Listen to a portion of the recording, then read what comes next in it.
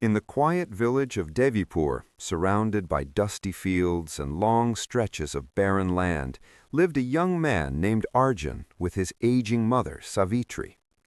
Their small mud house stood at the edge of the village, close to the only patch of land they owned. It was not much, but Arjun worked tirelessly on it every day, growing just enough crops to keep hunger away.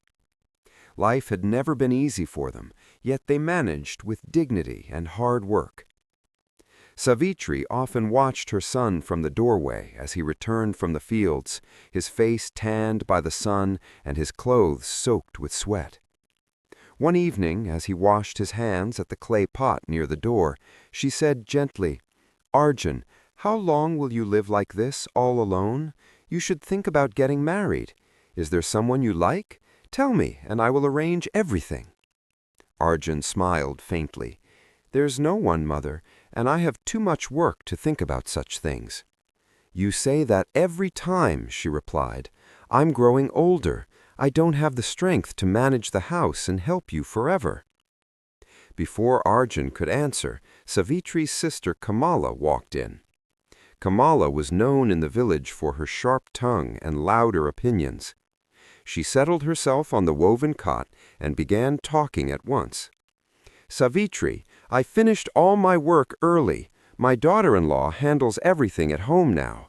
You are unlucky. You still have to work so hard. Why don't you get Arjun married? There's a fine girl in Chandrapur, educated, beautiful, from a respectable family. Her father's name is Hari Ram. Everyone knows him." Savitri's eyes lit up. "Chandrapur is far. Will that be all right?" "What does distance matter if the girl is good?" Kamala insisted. "Send Arjun to see her. He should at least meet her." When Arjun returned that evening, Savitri told him about the proposal. He hesitated, but finally agreed. "All right, I'll go in 4 days. I'll meet the girl and return. If I don't like her, I'll say no." "Your uncle Raghav lives near Chandrapur. You've never met him properly. Visit him, too." 4 days later, Arjun set off before sunrise, carrying a small cloth bag with food and water. The road to Chandrapur was long and dusty. By noon, the sun burned fiercely overhead. After walking several miles, he sat beneath a tree to eat and drink. He did not realize how important water would soon become. As he resumed his journey, he noticed the land becoming dry and cracked. Crops were scarce, and people walked with empty pots in their hands. 2 young women passed by, carrying clay pitchers on their heads.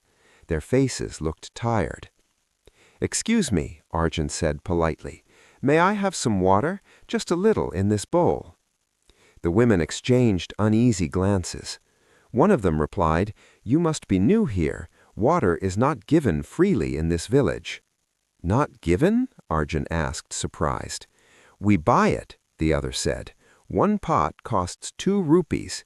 There is no water for miles except at Marat's house. He owns the only well that gives sweet water. Everyone else's wells are dry."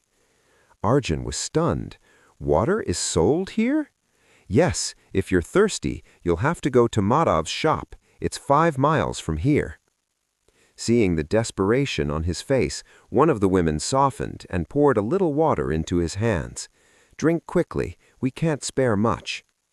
Grateful, Arjun drank and continued walking.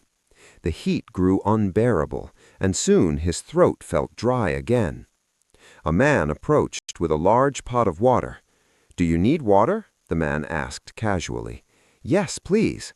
"It will cost you 4 rupees for 1 bowl." 4 rupees? They said a pot costs 2. The man shrugged. "This is my business. Pay if you want." Reluctantly, Arjun paid, and as he walked away, he thought, "I never imagined I would have to buy water like this." Soon he heard faint groaning from beneath a tree. An old man lay there, weak and trembling. His lips were cracked, and his eyes half closed. Arjun rushed to him. "Sir, are you all right?" "Water," the old man whispered. Without hesitation, Arjun poured the remaining water into his hands and helped him drink. The old man breathed deeply and slowly regained some strength. Just then, another villager approached in alarm. "What have you done? You gave him water? Don't you know who he is?" "Who?" Arjun asked. "This is Professor Devendra Rao. Years ago, he came here claiming he could find water underground. He told us where to dig, but Madhav said he was lying. We dug where Madhav told us, and no water came. We believed Madhav and drove this old man away. Now he lives like this." The old man managed to speak. "I am a hydrologist. I study underground water. I told them where to dig, but Madhav misled them. He wanted to keep selling water." Arjun's mind raced. He had seen greed before, but this was cruelty. As if summoned by anger itself, Madhav appeared. He was a stout man with sharp eyes and expensive clothes. "What's happening here?" he demanded. Arjun stood firm. "If this man can find water, let him show us again. If water doesn't come, I'll pay you 1,000 rupees." The villagers gathered, murmuring. Madhav laughed. "We've tried before." "Not where he said," Arjun replied. "Let him choose the spot. If water comes, you stop selling water at such high prices." The villagers, tired of suffering, agreed. Professor Devendra pointed to a patch of land slightly away from where they had dug earlier. "Dig here," he said calmly. 20 feet, you will find water." Madhav hesitated, but finally nodded, thinking it would fail again. The villagers began digging. Arjun worked alongside them. 10 feet passed, nothing. 15 feet, dry soil. Madhav smirked, but at 18 feet, the soil became damp. At 20 feet, water began to seep through.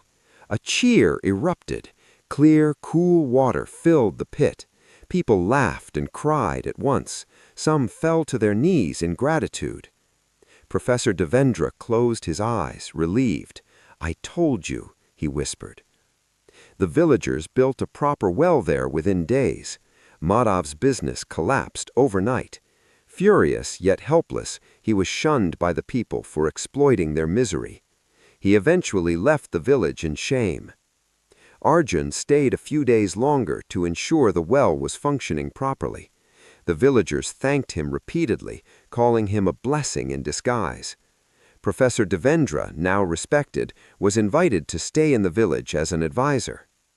Before leaving, the professor said, "You did not hesitate to share your last drop of water.